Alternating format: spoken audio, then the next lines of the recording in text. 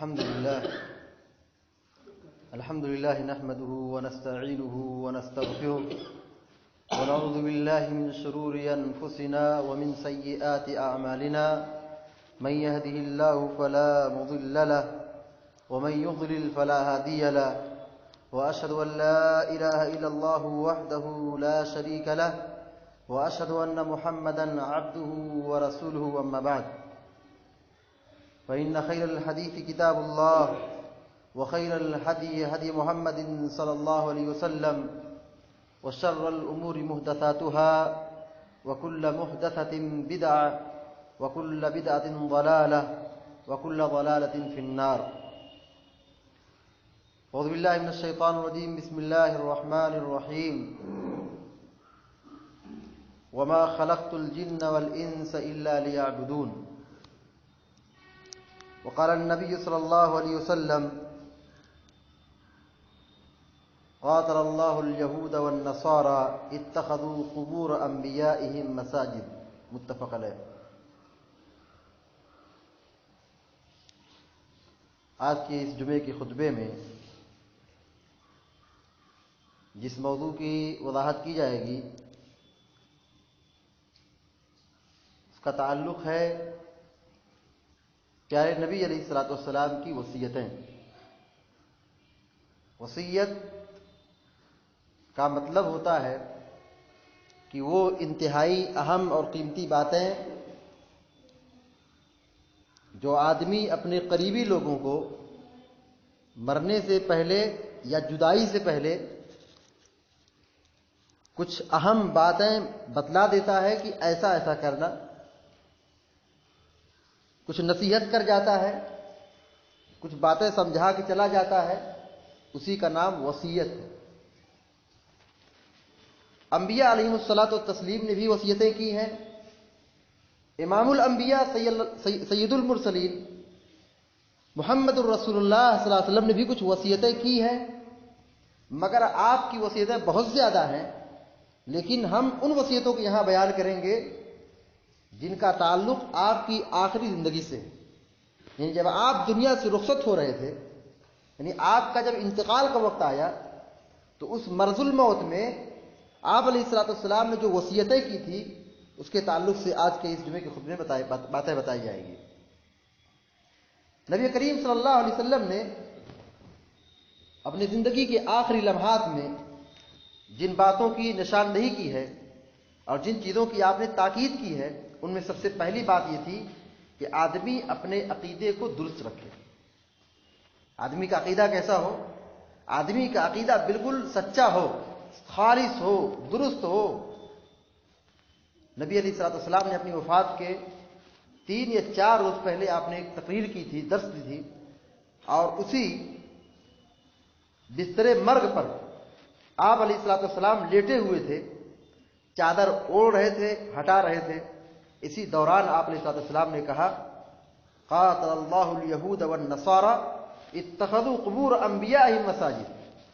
کہا یہود و نصارہ کو اللہ غارت کرے، یہود و نصارہ کو اللہ ہلاک و برباد کرے، ان لوگوں نے اپنے نبیوں کی قبروں کو سجدگاہ بنا لیا. ان یہود و نصارہ نے اپنے نبیوں کی قبروں کو سجدگاہ بنا لیا. یہاں جا کر کے نمازیں پڑھتے تھے، سجدہ کرتے تھے، نیک کام کرتے تھے.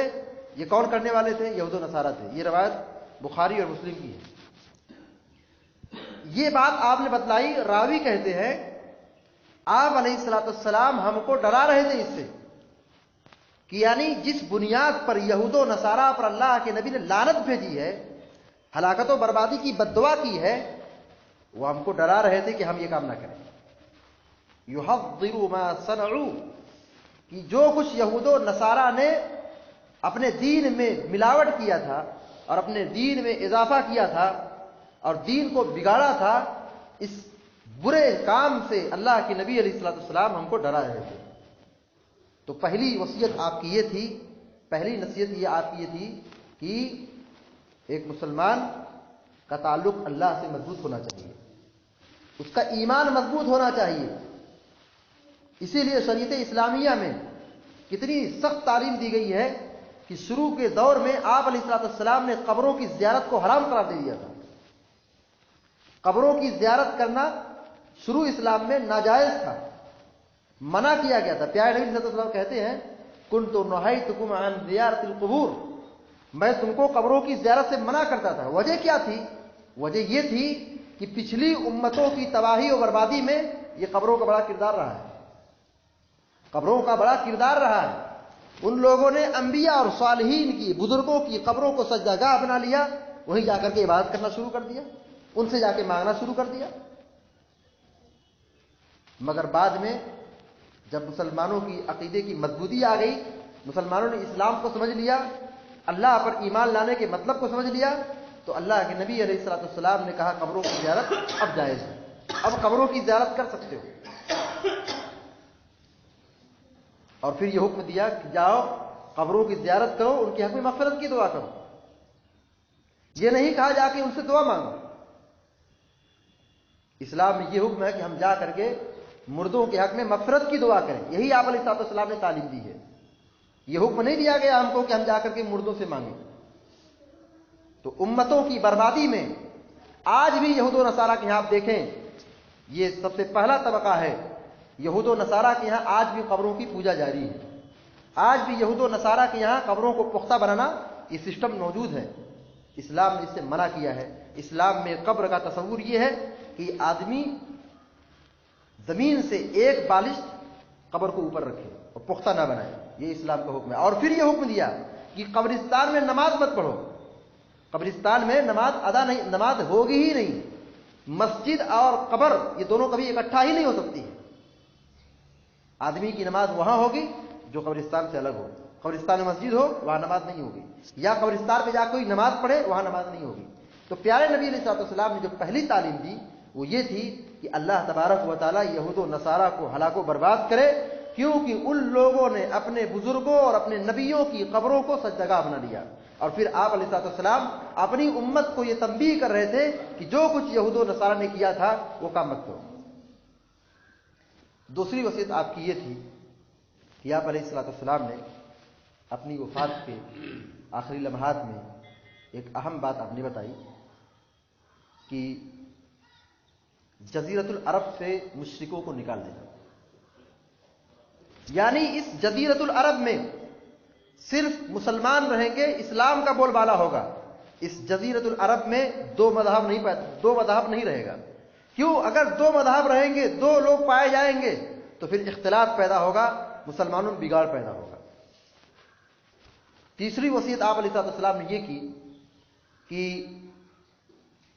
جیسے میں باہر کے آئے ہوئے مہمانوں کا، باہر سے آئے ہوئے لوگوں کا میں ان کا خیال رکھتا ہوں، جو دیگر ممالک کے لوگ نمائندہ بن کر کے آتے ہیں، یہاں مہمان بن کر کے آتے ہیں، ان وفود کا خیال رکھنا، ان کو ہدایہ پیش کرنا، ان کی عزت کرنا، ان کی مہمان نوازی کرنا، یہ آپ علیہ السلام نے ایک وصیت کی۔ نبی کریم صلی اللہ علیہ وسلم نے ایک وصیت یہ بھی کی، بلکہ آپ کی آواز جو سب سے آخری آواز تھی، حضرت علی بن ابی طالب رضی اللہ عنہ کہتے ہیں آخر کلام رسول اللہ صلی اللہ علیہ وسلم الصلاۃ وما ملکت ایمانکم۔ پیارے نبی علیہ السلام کی آخری آواز جو آپ کی زبان سے ادا ہوئی تھی وہ یہ تھی کہ نماز کی پابندی کرنا، نماز کا خیال رکھنا، وما ملکت ایمانکم، اور جو تمہارے ماتحت کام کرنے والے ہیں، جو تمہارے خادم ہیں، جو تمہارے غلام ہیں، جو تمہارے تابع ہیں، ان لوگوں کے ساتھ اچھا سلوک کرنا۔ یہ آپ علیہ السلام کی نصیحت تھی، یہ آپ علیہ السلام کی وصیت تھی کہ آپ دنیا سے رخصت ہو رہے ہیں، آپ علیہ السلام یہ اپنی امت کو یہ پیغام دے جا رہے ہیں کہ نماز کی پابندی کرنا، نماز کا خیال رکھنا، نماز باجماعت ادا کرنا۔ سوچئے آخری وقت میں آدمی کون سی بات کرتا ہے؟ آدمی کی نگاہ میں جو سب سے اہم بات ہوتی ہے، جو سب سے اچھی ہوتی ہے، جو سب سے قیمتی بات ہوتی ہے، اسی چیز کی آدمی اس کی یاد دہانی کراتا ہے، اسی کی وصیت اور نصیحت کرتا ہے۔ اللہ کے نبی علیہ السلام دنیا سے رخصت ہو رہے ہیں، اور آپ جو کلمہ کہہ کے گئے تھے وہ آپ کی تاکید یہ تھی، اور آپ کی تعلیم یہ تھی، آپ کی وصیت یہ تھی کہ نماز کی پابندی کرنا۔ اور آپ کا دوسرا پیغام تھا وما ملکت ایمانکم، اپنے ماتحت لوگوں کا خیال رکھنا، क्योंकि जो मातहत होते हैं, जो काम करने वाले होते हैं, वो छोटे होते हैं, उनके ऊपर एक आदमी जो जिम्मेदार होता है। और दुनिया का कानून ये है कि कमजोर को दबाओ, किसी की कमजोरी का नाजायज फायदा उठाओ, ये दुनिया का उसूल है। एक आदमी बड़ा है, वो अपने छोटों के हुकूक को गवर्न करता है। एक आदमी जिम्मेदार है, उसके मातहत काम करने वाले लोग हैं, वो आदमी अपना जोर दिखाता, अपनी ताकत दिखाता है। तो इन अल्लाह के नबी अलैहिस्सलाम का पैगाम देखिए, आप अलैहिस्सलाम की नसीहत देखिए कि आप दुनिया से रुखसत हो रहे हैं, दुनिया के लोग कमजोरों को दबाते हैं, मगर इस्लाम का ये उसूल है, इस्लाम का ये कानून है, इस्लाम की ये तालीम है कि कमजोरों के ताल्लुक से ये कहा जा रहा है उनका ख्याल रखो। इस्लाम यही से फैला है, इस्लाम की तालीम यही से इसकी तबलीग हुई है कि इस्लाम वाहिद मज़हब है जिसने सबों के हुकूक को मुकम्मल अदा किया है। नबी करीम सल्लल्लाहु अलैहि वसल्लम की इन 4 वसीयतों के हवाले से जो गुफ्तगू हुई, उसका खुलासा ये हुआ कि हम अपनी अमली जिंदगी में ये 4 बातें जो आप अलैहिस्सलाम ने बतलाई है अपनी जिंदगी के आखिरी लम्हात में, उनमें सबसे अहम चीज जो हमारी जिंदगी से ताल्लुक़ रखता है कि हम अपने अकीदे को दुरुस्त रखें। हमारा अकीदा अगर दुरुस्त होगा तो हमारी दुनिया में भी कामयाबी होगी और आखिरत में भी नजात मिलेगी। लेकिन अगर हमारे अकीदे में बर्बादी होगी, खराबी होगी, तो फिर ये हमारी दुनिया भी बर्बाद है और आखिरत भी बर्बाद है। दूसरी जो सबसे अहम वसीयत थी प्यारे नबी अलैहिस्सलाम ने की थी, वो कि नमाज की पाबंदी करना। इस्लाम में इतनी सख्त तालीम है नमाज की पाबंदी की कि अल्लाह के नबी अलैहिस्सलाम दुनिया से रुखसत हो रहे हैं और आप उम्मत के लोगों को नमाज की तालीम दे रहे हैं। और आप बीमार हैं और आप अलैहिस्सलाम मस्जिद में आके नमाज पढ़ा रहे हैं। नमाज की इतनी अहमियत थी, मगर जितनी सख्त ताकीद थी, मुसलमानों ने इसको इतना ही भुला दिया है, इसको हल्का समझा। जबकि नमाज का छोड़ना, यह आदमी बदकारी करे, जिनाकारी करे, शराब नोशी करे, चोरी करे, ये छोटा गुनाह है, मगर नमाज का छोड़ना बड़ा संगीन जुर्म है। नमाज का छोड़ने वाला कल क़यामत के दिन जहन्नम में कारून, फिरौन, हामान, उबई इब्न खलफ जैसे जालिमों के साथ होगा। अब सोच सकते हैं कि नमाज का छोड़ना कितना संगीन जुर्म हो सकता है। इसलिए हम सब की ये जिम्मेदारी बनती है कि हम नमाजों की बिलखुसूस पाबंदी करें और मुल्क और हिंदुस्तान के जो हालात बदल रहे हैं और जो हालात पैदा हो रहे हैं, ऐसे मौके से, ऐसे वक्त से हमें और आपको इबरत और नसीहत पकड़ने की जरूरत है कि हम अपने दीन पर जमें, दीन की तरफ आएं, अपनी तौहीद को मजबूत करें, अपने ईमान अकीदे को मजबूत रखें। इसी से इंसान को हिदायत और इसी से इंसान को राहत मिल सकती है, अमन व अमान हासिल हो सकता है। कुरान करीम में अल्लाह ने फरमाया, अल्लज़ीना आमनू व लम यल्बिसू ईमानहुम बिज़ुल्म उलाइका लहुमुल अम्न व हुम मुहतदून। कहा जो लोग ईमान लाए और ईमान में मजबूत रहे और अपने ईमान को जुल्म से, शिर्क से, कुफ्र से, मासियात से, मासी से मिलावट नहीं किया, खल्तमल्त नहीं किया, अपने ईमान पर खरे उतरे, उलाइका लहुमुल अमन, ऐसे लोगों के लिए दुनिया में अमन है। उलाइका लहुमुल अमन, ऐसे लोगों के लिए दुनिया व आखिरत में अमन है, सुकून है। मगर हम भी मुसलमान हैं, हम और आप पूछें अपने आप से, क्या हमको इस दुनिया में अमन है? हर आदमी परेशान है, हर आदमी परेशान है कि वो खौफ में है। क्या हो सकता है इस मुल्क हिंदुस्तान में, क्या हो सकता है? हर आदमी इसी गम और इसी खौफ में जिंदगी गुजार रहा है। उसूल ये है, कानून ये है कि हम अल्लाह रब्बुल आलमीन के दीन को समझें कि अल्लाह रब्बुल आलमीन ने हमको इस्लाम की ये तौफीक बख्शी है, ईमान की जो सादत नसीब की है।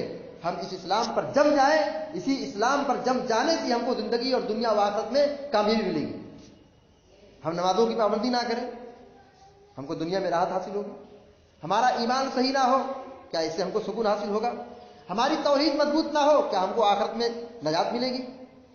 ये जरूरत है कि हम अपने ईमान व अकीदे की दुरुस्तगी करें, उसकी इस्लाह करें और जिस दीन पर अल्लाह के नबी अलैहिस्सलाम ने उम्मत मुस्लिमा को छोड़ा था और उम्मत मुस्लिमा की तालीम और तरबियत की थी, उसी दीन और उसी ईमान को, उसी अकीदे को इख्तियार किया जाए। सहाबा ने जैसे किया उस मनहज को इख्तियार किया जाए। सहाबा जैसी जिंदगी गुजारते थे, जो उनका अकीदा था, जो उनका ईमान था, जो उनका मनहज था, जो उनका तरीका था, उसी तरीके को इख्तियार करें।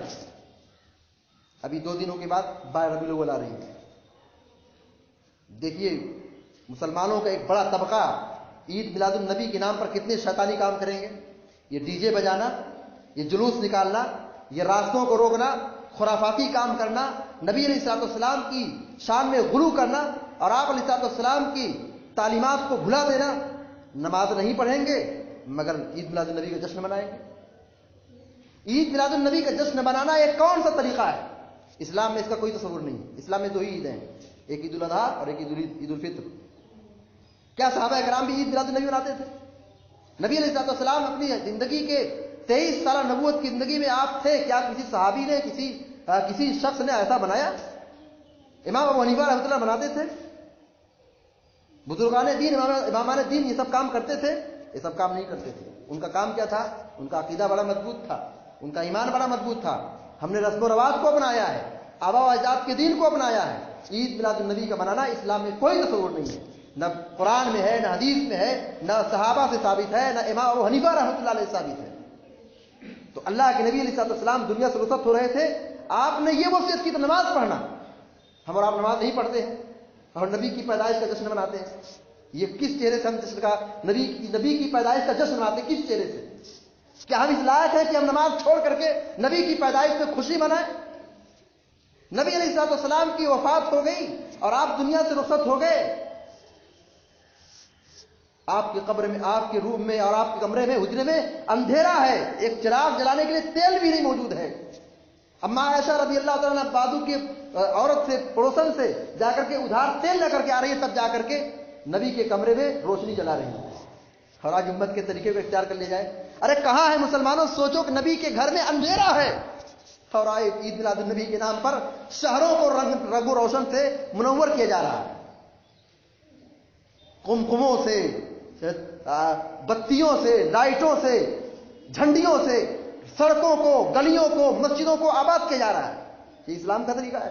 ہم اور آپ اپنے آپ سے پوچھیں، کیا صحابہ کرام بھی ایسا ہی کرتے تھے؟ کیا امام ابو حنیفہ رحمۃ اللہ علیہ ایسا کیا تھا؟ کیا بزرگوں نے بھی ایسا کیا تھا؟ نہیں کیا تھا. میرے بھائیوں، دین کو سیکھو، اسلام کو سیکھو، حدیثوں کو پڑھو کہ اسلام میں کن چیزوں کے کرنے کا حکم دیا گیا ہے. تو پیارے نبی علیہ الصلوۃ والسلام نے جو وصیت کی ہے، اس وصیت کو سمجھنے کی ضرورت ہے کہ آپ علیہ الصلوۃ والسلام نے نماز کی پابندی کی وصیت کی ہے. ہم نماز کی پابندی کریں، مسجدوں کو آباد کریں. ان نمازوں کی پابندی کرنے سے ہی ہم کو ہماری آنکھوں کو، ہمارے دلوں کو سکون پہنچ سکتا ہے. ہماری دنیا و آخرت کی کامیابی اسی موجود ہے. ہم جنت بھی پا سکتے ہیں اسی نماز کے راستے سے. اللہ رب العالمین سے دعا ہے کہ اللہ تبارک و تعالی ہم سب کو کہنے اور سننے زیادہ عمل کرنے کی توفیق عطا فرمائے اور دنیا میں تب تک زندہ رکھے، ایمان اور توحید پر قائم رکھے. اقول قولی هذا واستغفر الله لي ولكم ولسائر المسلمين فاستغفروه انه هو الغفور الرحيم.